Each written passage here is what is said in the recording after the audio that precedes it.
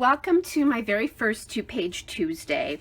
I'm intending to do like a little mini series, hopefully for the month of February, where every Tuesday in February I bring you a two-page layout. If you've been subscribed to me or following me for a while, you know that I tend to do just one-page layouts. Once in a while I'll throw a two-pager in there. And I decided to challenge myself. There's been a lot of talk on the boards for the past couple months about how people who do design teams or do YouTube videos tend to do one-page layouts with one or maybe two photos on them, and I'm guilty of that. I just find it easier to design for one page, but I also realize that there's a whole part of our scrapbooking world that doesn't do that, where they actually do two pages. So I decided to challenge myself for 2017 to do some more two-page layouts, and I have quite a few stories that have more than one photo involved. So I'm going to use a sketch today from the 4x6 photo blog is the name of the blog, and it has space for 4 horizontal photos and 2 vertical photos. Now I've changed that a little bit. First of all, mine are not 4x6 because they came from a phone camera, so I think these are about 5 3/4 by 4 if I remember the measurements. So that in itself is going to post a little challenge. And then the other thing is I wanted to get this photo in because this relationship is important. This is his great grandpa. These are actually photos of my daughter-in-law's family Christmas, and I scrapbook not just our family but also her family from time to time as well, because these scrapbooks are going to go to them, and I want at least some of those memories there. So I wanted to make sure that we got grandpas in here and the whole family. And now that I see it, my poor stepson is not represented in these photos at all. So he must have been taking the photos, the poor guy. So I'll have to put a little note of apology to him in here. But since he wasn't in any of them, I'm going to actually, I have a 4x6 photo of him on this day with his family that I'll scrapbook at some point. So anyway, so back to this sketch. So I've got a 4x4 in place of this photo. These are not quite as big, so I'm going to have to do a little bit of rearranging. The other thing is there's a lot of blue in this photo. My grandson is wearing a blue shirt. Mom is in like a bluey gray top. There's a lot of gray in here. So I decided I wanted to do it on a blue piece of paper. So I've dug deep in my stash. I've been doing that a lot lately, which I think is cool. And I found this Peppermint Express paper pad from 2013, which is, probably more than half used at this point. I did use it in my December daily that year. And I found these blue papers that I really liked because I remembered there was some blue in there. And then I also remembered that there was this red polka dot paper, and I love the way these colors look together. My only issue is there's not a second sheet. And this is part of the reason I don't 12x12 scrapbook, because my orderly linear mind wants the background papers to be the same. So here's another challenge for me today, because I liked that with a little bit of this ornament paper peeking out. I'm just going to leave that upside down here. I just like the way that all looks together, the blues and the greens and the red there. And the sketch is a little bit different because it doesn't peek out of the top, it actually peeks out of the side. So I'll have to figure out what I'm going to do about that. That's fine. I'll get that figured out. So I went looking in my regular stash to see if I could find any red paper, but the reds that I had were not the right red, and I just thought, you know what, stretch yourself, Kelly, let's do something different. So I have this paper, and then I also found from the same collection this paper, and I think this will be nice. And I'm not sure right now whether I'm going to use it this way or this way, but I think it's probably going to be this way because we read left to right when we speak English. So I'm kind of thinking I like that, the way this looks. There's a lot of weight here anyway. As I'm looking at this, and here, let's just play with this a little bit. So if we look at it kind of this way, this is the way I think these 4 photos are going to go on this side, and then I'll do these 2 on this side with some sort of journaling block probably here and the title here. And so I'm thinking I want it that way, but let's flip this and see what we think. And I'm looking at this and thinking I know the answer to that. Yeah, I definitely think I want to do it so that the red is actually flipped, because there's so much weight on this side. I think it looks funny with the light background there. So I'm going to flip that back again so you can see hopefully what I'm talking about. That's part of one of the things when I did my holiday daily, is that people talked about how much they like learning and hearing my thought process. So that's why I went live now. I'm in a minute I'll put you on fast forward, but there we go. So that's that. And then I'll bring in this little ornament print, I think, over here and do that, but keep the title and everything on here. There's my for my sketch, and I will try to remember to link my Pinterest board. The other things that I've pulled are the stickers that match this. There's a lot of pieces with 25 on it in here, and like do not open to Christmas, and I'd love to get those pieces used up, just because you can't use them for any other day other than December 25th. So there's that. I have these 2 journaling cards from that collection. So I think it would be nice if I could somehow use those in here. Although I'm going to not need a ton of journaling here because I wasn't at this event. And then I also brought out, these are the bingo, Christmas bingo cards. I used one of these in my December daily, but I could, you know, maybe use one of those in here as well. Not sure that's going to work, but I'm going to try.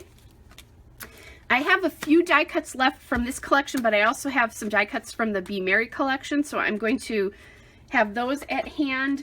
The other thing is I have one flare button left in my from my Echo Park Paper Company flare buttons from Christmas Cheer that I used this year in my December daily. It says Merry Christmas to all. I'd really like to get that used up. There's black in this, and there's a black in a lot of these photos. So then if I use that, I pulled a couple of other flare badges here that I might want to use, and or buttons.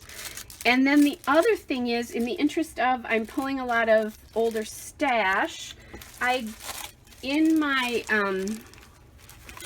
pieces in my stuff here, I had these Jelly Bean Soup corrugated alphas that are years old. I don't know if there's a date on these. Yes, 2011.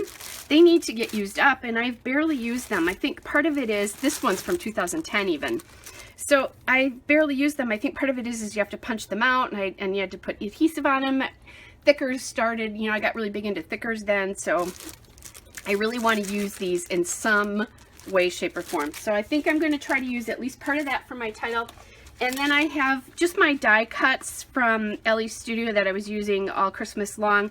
I have those handy because I have green, red, and then I just have some sort of miscellaneous to, you know, see. This is from the latest one from 'Tis the Season. So I've got those handy as well if I want further embellishments.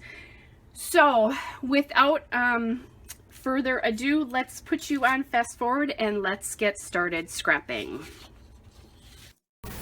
All right. So I'm going to get to work on getting my background papers cut, since everything goes off of those 2. And what I tend to do is I try to work those papers together, although I work one side of the layout before the other one. Be the best way to describe it.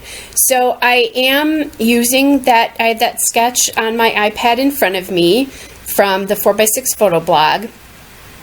And as I said, I don't have the photos oriented exactly the way it was, but when I use a sketch, when I do 2-page layouts, a lot of times I just use it as a way to sort of give me an idea about how to arrange my photos and to some extent my papers. And then the embellishment piece of it, a lot of times I kind of go off and do my own thing, would be the best way to describe how that happens. So I love that photo of my grandson's other grandpa, having him flying in the air. He's 9 months old in this picture and is just, boy, is he developing his personality. It's just so cute. So I've cut the blue paper, and that blue paper is from the American Crafts Peppermint Express pad, as is the red and the the large red dot, the small red dot, and the ornament. So all the pattern papers here are from that American Crafts Peppermint Express 12 by 12 paper pad, which I think I said was from 2013. So now I've cut a small wedge of the ornament paper to go on the far right side. And even though these papers are all from the exact same collection, I really wanted them to sort of blend together. So what I did is I grabbed my gray flannel ink from my Memento Dewdrop, and I put it on 3 sides of that blue paper. And the reason I did that is there's a join that if these 2 papers were sitting like in a strap hinge album, you wouldn't see the space in it that you do in a D-ring album. So I didn't actually ink the left side of the paper on the right side of this layout here. So I'm going to, before I cut the blue paper down, I need to figure out where exactly my title is going to go. And I decide I want to use these letters to spell out the word Christmas. And these are the Jelly Bean Soup corrugated letters. They're called Corrugated Alphas, and this is the Rockin' Red color. And this is the collection from 2011. So I used a big word there, so I'm kind of happy about that. Now I'm spelling out the word Christmas, but I don't have an R.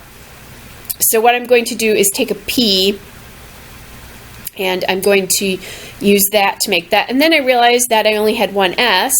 So now I'm like, what am I going to do? I just tap my fingers there and realized that I do have an 8 in this set, so I can MacGyver the 8 into an S. I didn't like those at the bottom, so I decide I can put the word up at the top here, get the journaling either at the top or the bottom of this, which is going to be just a little bit different. You know, this is a little bit different than the way the sketch is, but in general, it's got the idea there. So it's very easy to make an 8 into an S. Now it doesn't look exactly like the other S, but it's close enough that I'm not going to worry about it. Better to have these on a layout than sitting in my stash like they have been. And, you know, I realized one of the reasons I don't, these are just harder because you have to glue them down. It's why I have collections of chipboard letters still sitting in my stash, that the separate ones that I haven't used in ages, just because it's harder to glue them down and, you know, to make them work. And I'm looking to try to get this title on straight, and later on I'll realize it's not, so I'll have to go back and get it. And so I just glued that P down just to get it on. See how it's going up there? And because I'm sitting back away from this, I don't always see those things right away, but I will catch that when I look at it at one point. So now that I know where the word Christmas goes out to, I can go through and cut the paper down. And that's what I'm going to do. And then I'll line the 2 sheets up together so that I can just get the whole, you know, the blue piece is what the commonality is. So you want, when you do something like this with the 2-page, even if you're using different pieces of paper for the background, you definitely want some elements that look like they go across the whole entire layout. And that's what that blue piece does, and that's what the ornament piece does. As it's looking out, you know, as you look at that, it looks like the ornament piece is going all the way across, or it will be once I get the other side on anyway.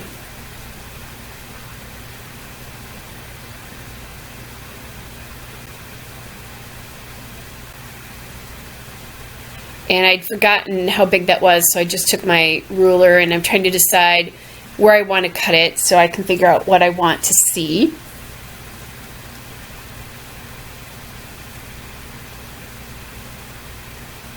And the one thing with a repeat like this, you don't have to worry about it so much, but I just realized this. I don't know that I was that careful about this, but you should be careful to make sure that like you start and stop at the same point, so that like at the top of these, there's both a tiny little piece of an ornament. If I had cut it the other way from like the top down or the bottom up, that might not have happened. So just be careful about things like that when you do things like this, where you're not really carrying it all the way across. And I'm just making sure that it's the same distance from the bottom on that side as it is on the other side. Again, to help with that illusion. And now that I have that done, I can take this down. And this is where I look at it and think, oh, that's not, it's crooked. So I'm fixing that. It's amazing. This layout took me 62 minutes. Well, actually, it took me less than that. So it took me about 55 minutes or so, if you take out the part where I was talking to you in the video. All right, so I know I want to get this Merry Christmas to All badge on here, so I'm going to take that out right away. And sometimes I put, sometimes I use the rule of the 3 on the layout, and sometimes I add more clusters. In this particular case, I'm just going to have 3 clusters. So I'm looking at where to put that journaling card. I decided I wanted to use the red journaling card on this, and it's going to work best on the bottom. On the top, it looks way too heavy. So I realized that one side of it was much narrower than the other sides of it, so I just cut those all down, which actually ends up working better for my purposes anyway. And then it sits all the way on this blue sheet. So yay. I made another layout today after I made this one, and I used that other journaling card on there with some more pieces from this collection. So yay for me in, again, using up old stash. And since you don't use Christmas more than once a year, it's a good thing to get it used now. Now, some of these obviously would be just fine for winter, or like the polka dot I could have used for anything. By the way, that polka dot, it's not that everything on it is not straight. The polka dot is printed wonky on the paper, which actually drives me a little bit crazy because it's very hard to get things to line up when you're used to lining things up according to the polka dots. All right, so I took a little sticker from the American Crafts Peppermint Express accent and phrase stickers, and that says St. Nick Express, and I put a little flare, like candy stripe flare from Recollections on next to that.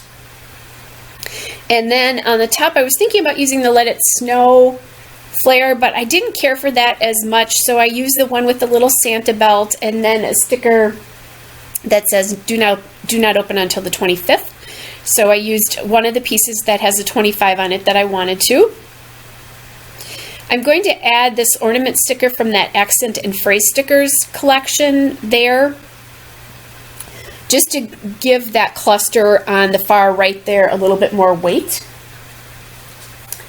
I did use those 2 stickers that say December 25th on the journaling card, but I'm going to take those off eventually. They looked like they were kind of floating, and when I saw that house sticker, I decided that was perfect for this because they're at, my stepson and, their house for this event. So I just thought that was kind of fun to be able to do that. I found a present on the sheet, and I'm going to add that to this cluster up here to help add a little bit of weight, but it's looking a little bit short to me, and it'll take me a while. Like, it looks a little bit short on the left side there. It's going to take me a while to figure out what to do. I was going to use this little holly sticker to kind of cover up a dead space in this, and I thought, okay, it's not going to be long enough, but that's fine. I actually have 2 sheets of these stickers. I'm not quite sure how I did that. And then realized, I looked to the side and I didn't have a second sticker. I'd already used the one. So I took that off because that wasn't going to work. I do figure out what it is there's a little bit of that journaling card sticking out. I'll get that taken care of in just a second though. I added another present down in the bottom by the house there. There's a red present down there. I'm still playing with that December 25th, trying to make that work, and it's not going to work on this layout. And that's how I decided to just take care of that weird kind of the little bit of journaling card that was sticking out. I just cut it off and let it go, because the rest of it on the bottom was all covered, so you can't really tell where it ends anyway. And now I'm going to solve that problem of where I thought it looked a little bit short up there. I found another little sticker with a couple of little stars. It kind of looks like a little ticket, and I'm going to just have that stick out of the side there.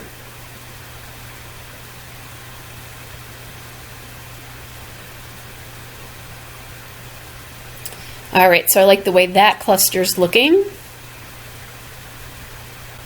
And then I wanted something to back this other cluster. It just felt like it needed another element.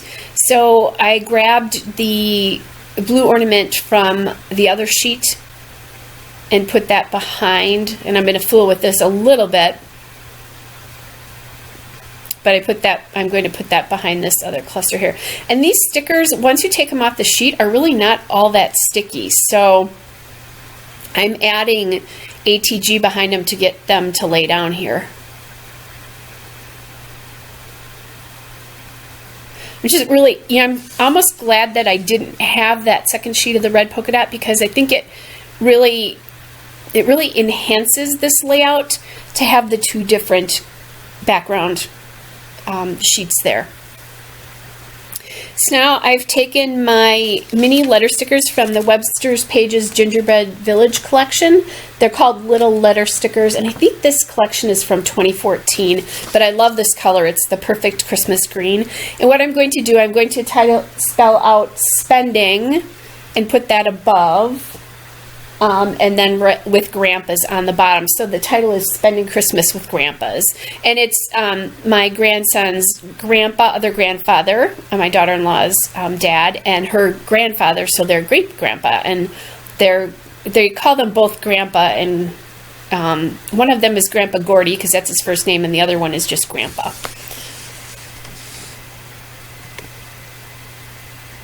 So I'm just going through there, and I decide that what I'm going to do is put the ending of putting the rest of the title underneath, obviously.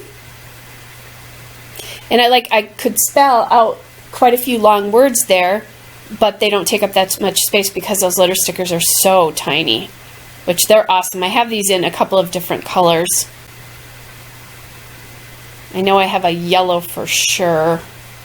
I don't remember the other color. I think I have 3 colors of these, but I have a wood color. That's the other color.